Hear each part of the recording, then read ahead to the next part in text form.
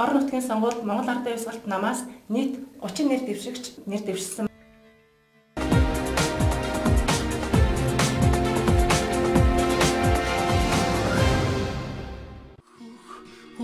Мөрөнг минь хөрстэн хуулаад одлоо их нутгийн уяад бай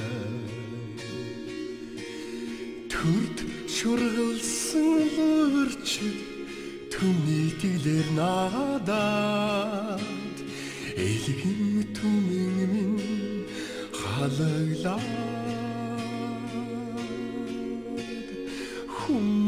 Ард минь сэрээрээ хөх Монгол нэг дээр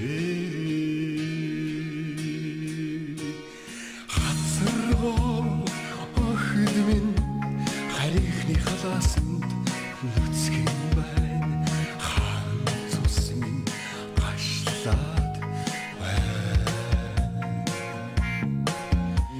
сайхан Монгол элчүүд минь сархтаж цамумбай хичяо инлимбай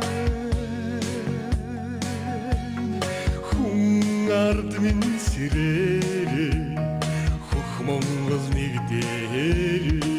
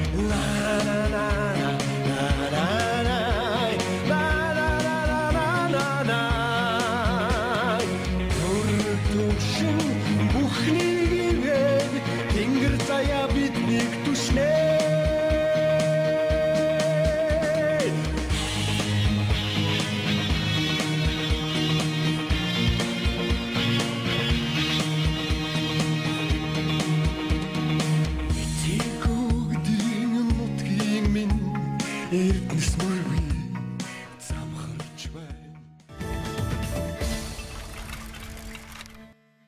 Энэ удаагийн орон нутгийн сонгуульд Баянгол дүүргийн Монгол Ардын Хувьсгалт нам таны элч минь таны төлөө хийх 5 зорилт гэсэн дараах 5 зорилтыг дэвшүүлэн оролцож байгаа.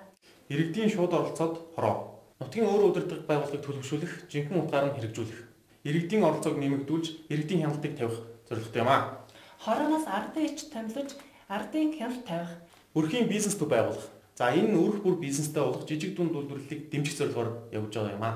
Өрхийн нийгэм ахын хөтөлбөрийг хэрэгжүүлнэ. Өр бүхэн орлоготой, өр бүхэн өөрийн гэсэн бизнестэй болох юм бол манай иргэд бүгдээрээ амьдралдаа сэтгэл хангалуун, амар амгалан амьдрах бүрэн боломжийг бий болгоно гэсэн утгатай.